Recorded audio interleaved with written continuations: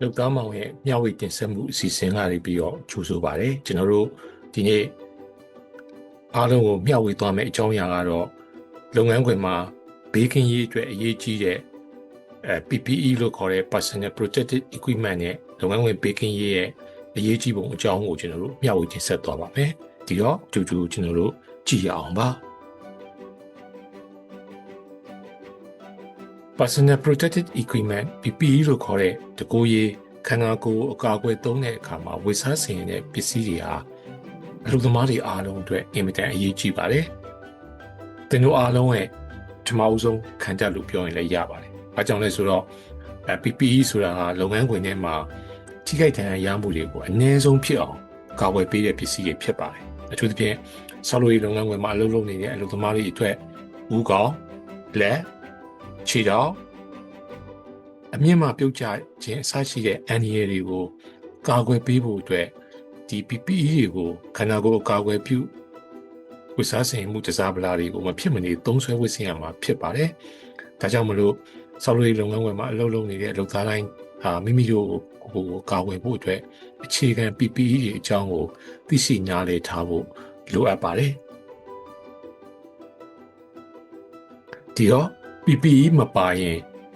ဘလို့အန္တရာယ်မျိုးတွေကြုံရနိုင်တယ်လေဆိုးရတဲ့အန္တရာယ်တွေကြုံတွေ့ရနိုင်ပါတယ်ဥပမာအားဖြင့်ဆောက်လုပ်ရေးလုပ်ငန်းခွင်မှာ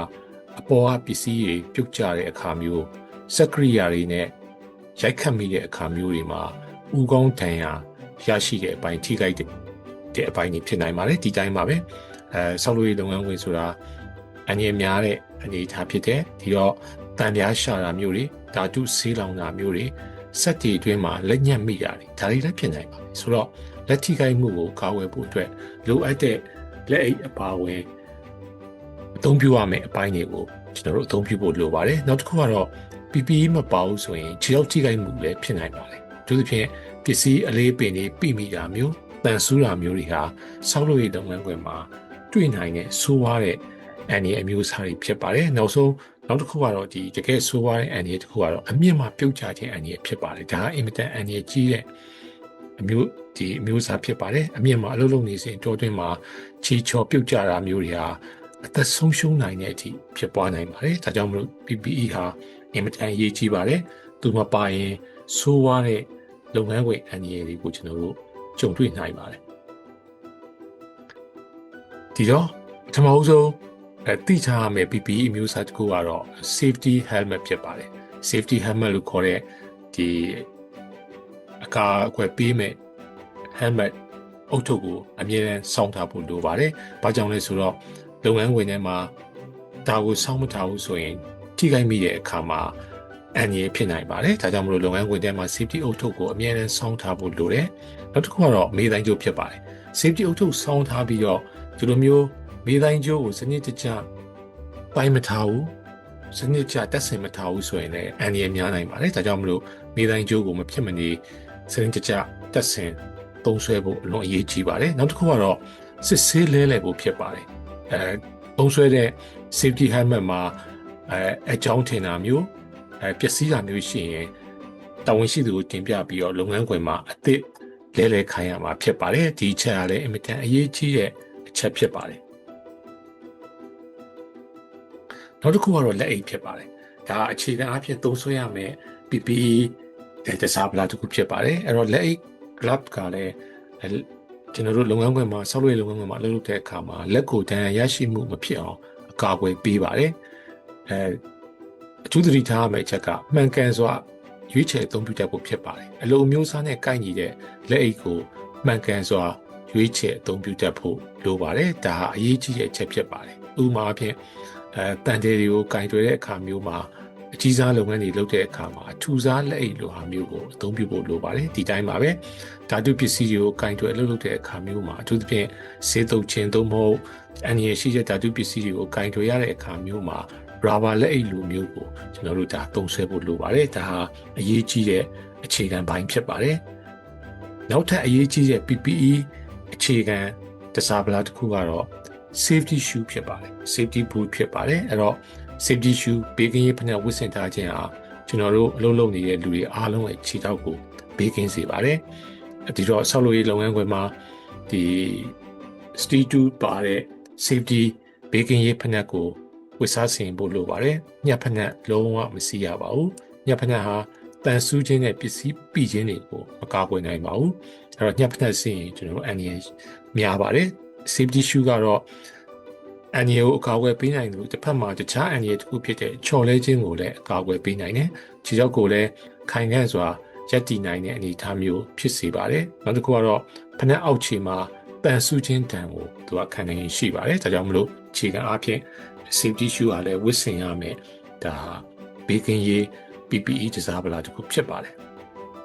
နောက်တစ်ခုကတော့အရေးကြီးတဲ့အပိုင်းဖြစ်ပါတယ်သူသဖြင့်အမြင့်ကိုတက်ရတဲ့ဒီဆောက်လုပ်ရေး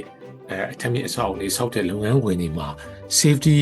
harness safety ကပတ်ဟာအင်မတန်အရေးကြီးပါတယ်အမြင့်မှပြုတ်ကျတဲ့အန္တရာယ်ကိုသူကအကာအကွယ်ပေးနိုင်တဲ့တစားပလာဖြစ်ပါတယ်အဲ့တော့6ပေနဲ့အထက်မြင့်တဲ့နေရာတွေမှာအလုပ်လုပ်မယ်ဆိုရင် full body harness ကိုမဖြစ်မနေဝတ်ဆင်ထားဖို့လိုအပ်ပါတယ်နောက်တစ်ခုကတော့ကြိုးချိတ်ဖို့မမေ့ပါနဲ့ကပတ်ဝတ်ထားပေမဲ့ကြိုးကိုတည်တည်ချာချာချိတ်မထားဘူးဆိုရင်တော့အကာအကွယ်မရနိုင်ပါဘူးပြုတ်ကျတဲ့အန္တရာယ်မျိုးကို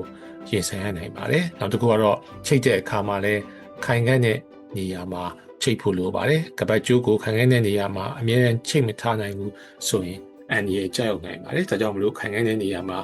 ချိတ်ရပါမယ်ကြိုးချိတ်ဖို့မမေ့ရပါဘူး6ပေနဲ့အထက်အမြင့်မှာအလုပ်လုပ်တဲ့အခါမှာ full body harness ကိုမဖြစ်မနေဝတ်ဆင်ရပါမယ်ဒါအခြေခံအားဖြင့်အရေးကြီးတဲ့သုံးစွဲရမယ်ဒါ PPE line ဖြစ်ပါတယ်အမျိုးအစားဖြစ်ပါတယ်ဒီတော့ဒီ PPE နဲ့ဘေးရန်ရဲ့ကင်းရှင်းရေးကိုအခြေခံအားဖြင့်ကျွန်တော်တို့ပြောတဲ့အခါမှာလှုပ်ဆောင်တဲ့အခါမှာအဓိကဆောင်ရမယ့်အချက်တွေရှိပါတယ် dues တွေရှိပါတယ်အဲ့ဒါကတော့ဘာလဲဆိုတော့လုပ်ငန်းခွင်အတွင်းဆောင်းလုပ်ငန်းခွင်အတွင်းမှာသတ်မှတ်ထားတဲ့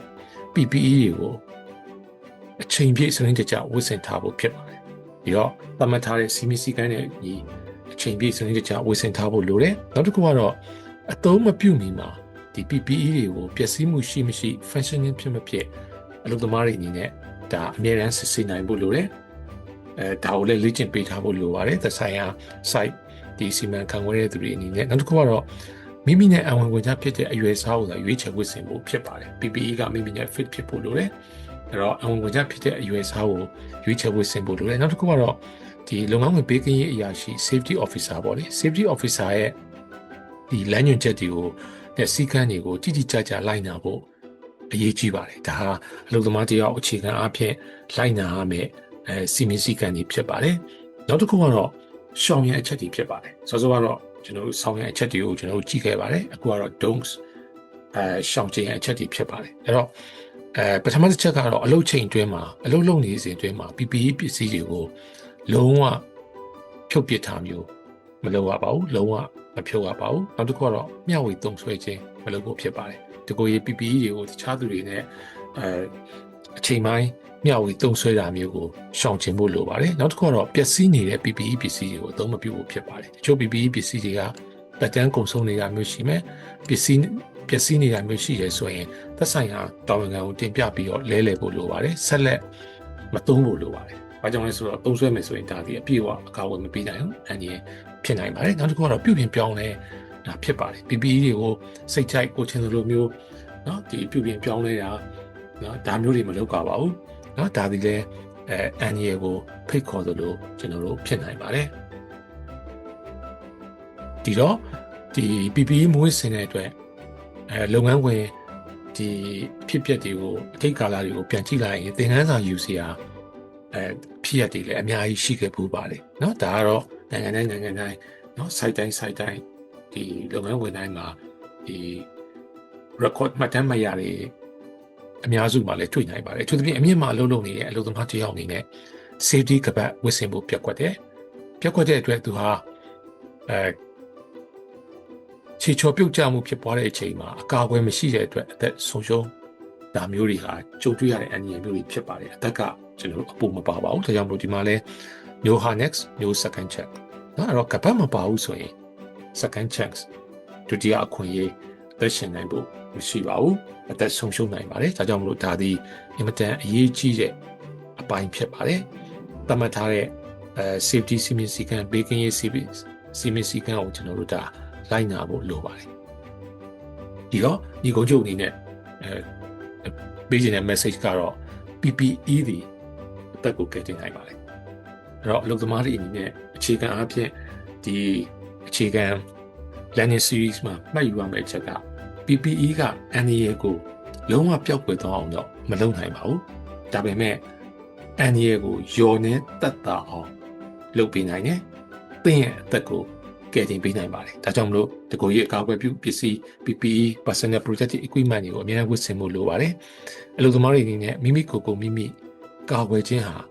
မိမိမိသားစုရဲ့အနာဂတ်ကိုကာကွယ်ခြင်းဖြစ်ပါတယ်ဒါကြောင့်မလို့ဘေးကင်းစွာအလုပ်လုပ်ပါအိမ်တို့ဘေးကင်းစွာပြန်ပါဒါကိုမမေ့ပါနဲ့ work safe go home safe